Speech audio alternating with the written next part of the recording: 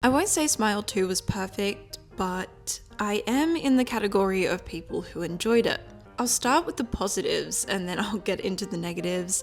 Spoiler warning, right now I'll be discussing most of this movie and I struggled to do that without spoiling it, so you've been warned.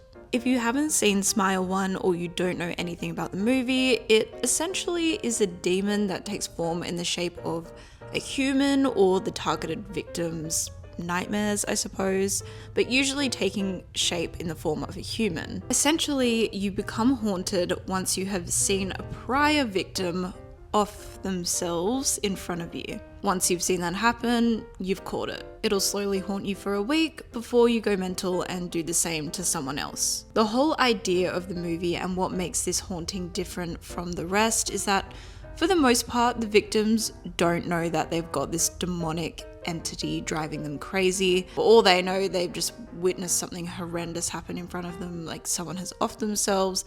They have no idea what that means. It'll keep going down the line until it's stopped, but the chain will ultimately continue considering no one knows what they're trying to stop. Firstly, Naomi Scott, who plays the main role of Skye, the pop star slash celebrity that's now cursed with the demon, was absolutely incredible. I thought she was fucking fantastic. I think she nailed the part from the very beginning. She was believable as not only an actress, but as someone who could genuinely be a pop star. I think I'm one of those people that overanalyze actors and their performances. Not that I have any sort of idea of what I'm talking about, but bad acting is bad acting, good acting is good acting, and she was fantastic. I don't think anyone can deny that. I have not seen one person criticize her performance for this. There were a lot of close-up facial shots in this movie. What did he say? And I think she nailed it every time. I know it's an actor's job to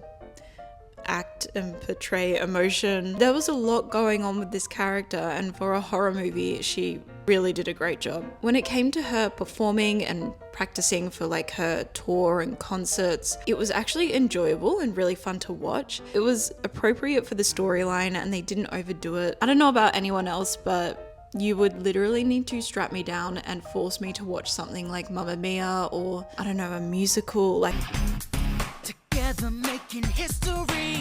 It's time to show how to be a superhero.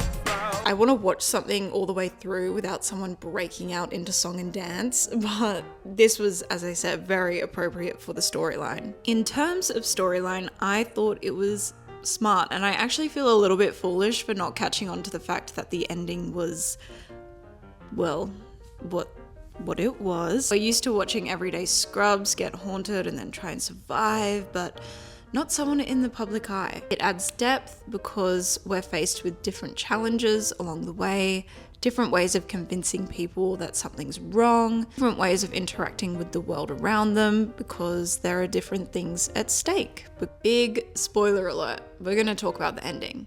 So the whole idea is for this demonic demon thing to get as many people to watch said host die. That way it can latch on to more people. At the very end, she's on stage smiling.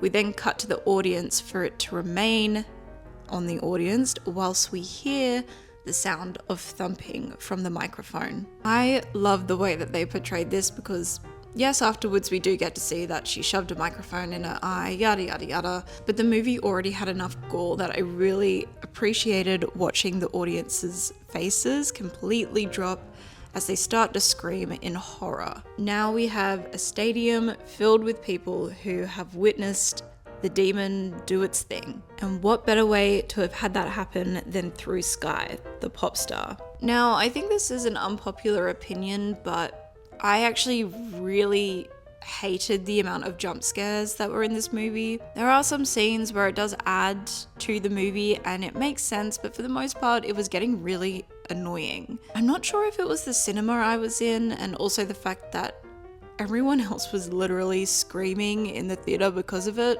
which was super fun, by the way. I'm not hating on that. It's fun to go to the cinemas and have a whole experience, but by like the 8th jump scare, I was just rolling my eyes. I was at an older cinema as well, and it was really ear piercing. Like, I was all the way at the back, and I think there was just something a bit off with the sound. So I don't know if that was the movie, or maybe I'm just turning into an old lady that gets mad at everything. I don't know. I know they did not leave Grandma in that car. Hey, Grandma.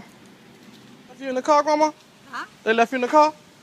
I also wasn't a fan of the reveal of the demon at the end. It just looked like a big skin thing. Just for me personally, it's not my type of scare. But yep, the rumors are true. It is a good movie, and I do think it is worth watching in cinemas. I love when I walk away from a movie saying to myself, oh, I'm so glad I spent the money to actually go and see that in cinemas rather than waiting to watch it on the TV, because it just adds a little bit more to the experience, and it was a good movie. If they do a third movie, I would just love for them to take their time with it, do it well, don't rush it out just because this one has done so well. It would be very interesting watching a third movie and kind of seeing how maybe the world just completely goes to shit because the amount of people that now will be like infected. But I also don't see a need for a third movie. It's kind of, I think how it ended was really, really good. It kind of just, you kind of lose all hope. No one really wins in the end. Go see it in the movies before it's gone and let me know what you think.